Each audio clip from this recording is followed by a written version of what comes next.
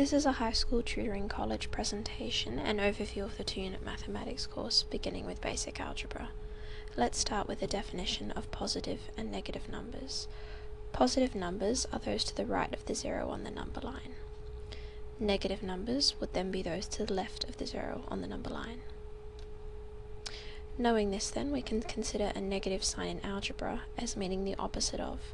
For example, if x equals 5, then negative x, the opposite of this, is negative 5.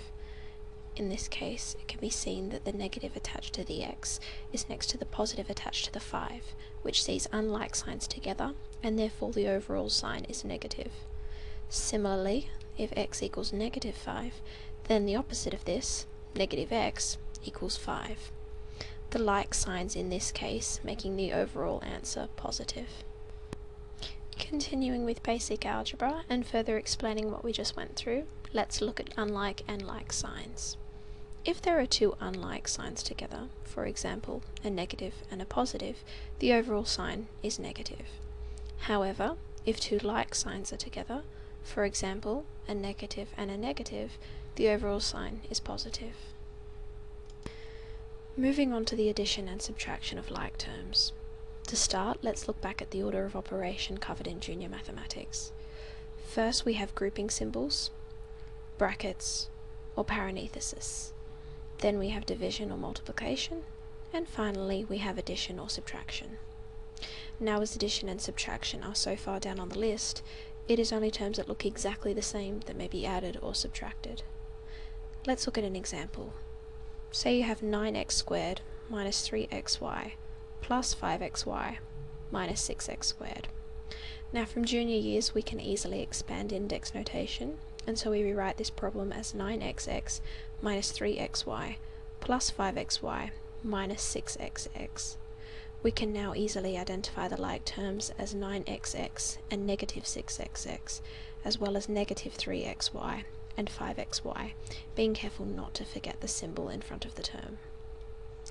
Considering the order of operation, we must multiply before we add or subtract, and so without having numeral answers for 9xx and 6xx, we cannot combine them with 3xy and 5xy. Therefore, after grouping the like terms, the answer is 3xx plus 2xy, which we simplify to 3x squared plus 2xy. Moving on, let's look at the distributive law. The distributive law states that for any numbers, let's call them q, r, and s, the following holds.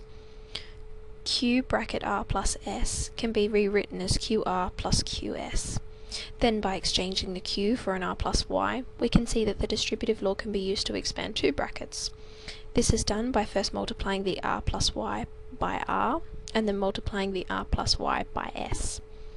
Using the distributive law on the two resulting sets of brackets, then, we arrive at the answer, r squared plus ry plus sr plus ys.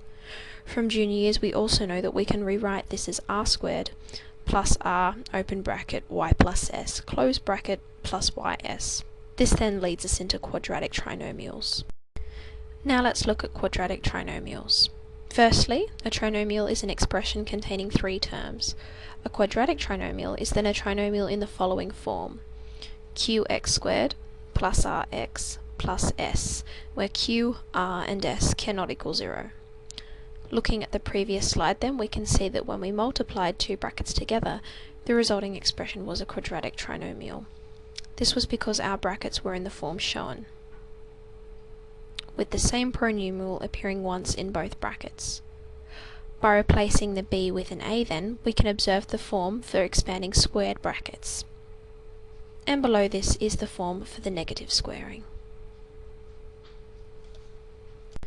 Now we move on to factorization.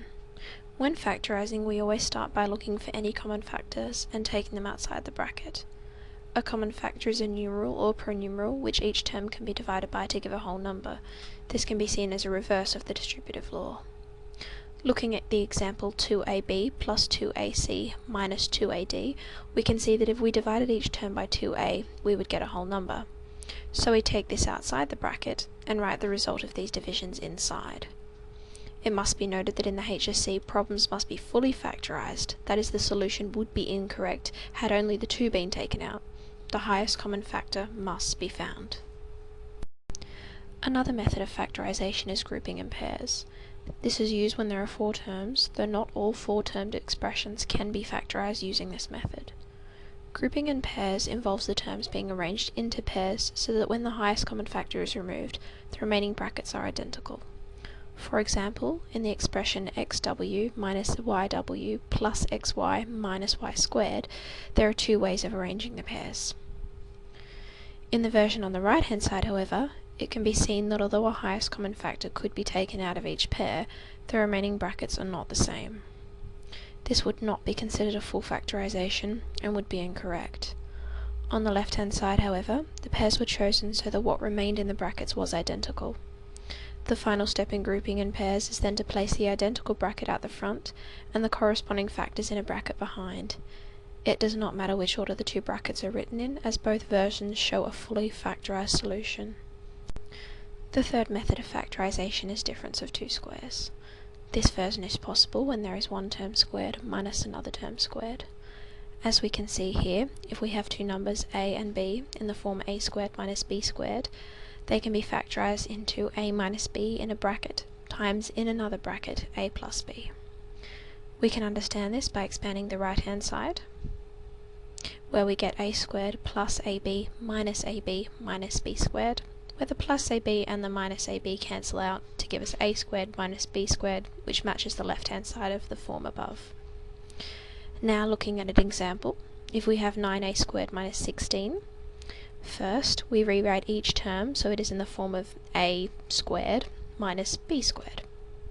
So we write 3a all squared minus 4 squared. Now we can identify the a's and b's as being 3a and 4. And so the factorisation is in one bracket 3a minus 4 times in another bracket 3a plus 4. Also to factorise we can use the methods of sum and difference of 2 cubes. Factorising using the difference of 2 cubes is possible when there is one term cubed minus another term cubed. As we can see here, if we have any numbers, a and b, in the form a cubed minus b cubed, then they can be factorised into bracket a minus b, close bracket, open another bracket, a squared plus ab plus b squared, close bracket. Factorising using the sum of 2 cubes is possible when there is one term cubed plus another term cubed, such as we can see here where we have a cubed plus b cubed, which factorises into a plus b in one bracket, times in another bracket a squared minus ab plus b squared. Looking at an example then, say we have 27y cubed plus 64x to the power of 6. First, we rewrite the term so the expression is in the form a cubed plus b cubed. This means we are left with 3y all cubed plus 4x squared all cubed. This, as we know from the forms above, can then be written as 3y plus 4x squared all in one bracket, times in another bracket 9y squared minus 12x squared y plus 16x to the power of 4. When none of the methods used so far are possible, then we try the cross method. In order to use this method, we use the previous idea that x squared plus a plus b in a bracket x plus ab can be factorised into x plus a, x plus b. Looking at an example then, say we have x squared plus 6x plus 9. We know that if it can be factorised, it will be written as x plus a, x plus b. Now we look for 2 numbers whose product is 9 and whose sum is 6. We can see that 1 and 9 are factors, but their sum is 10. We can also see that 3 and 3 are factors, and their sum is 6. Therefore, the 2 numbers we are looking for are 3 and 3. Hence, x squared plus 6x plus 9 can be factorised into x plus 3, which can be written as x plus 3 all squared.